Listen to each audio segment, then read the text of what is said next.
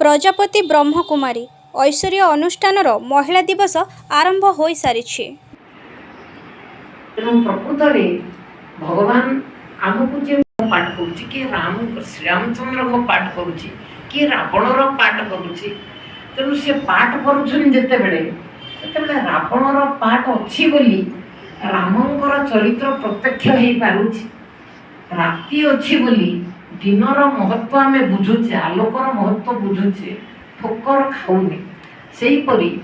जो प्रकार पाठधारी आत्मा शरीर रूपक मेसीन भितर प्रवेश कले तार पाठ सब इंद्रिय मान द्वारा परिप्रकाश पाउछि किपरि देखुछि केउ प्रकार आत्मा से पिता संग गोटे सेकेंड छाड़ला वाला नु सब बेले सी सदा साथी तांको प्रति आत्मार एते प्रेम सही माता पिता असली माता पिता जन्म जन्मांतर पाई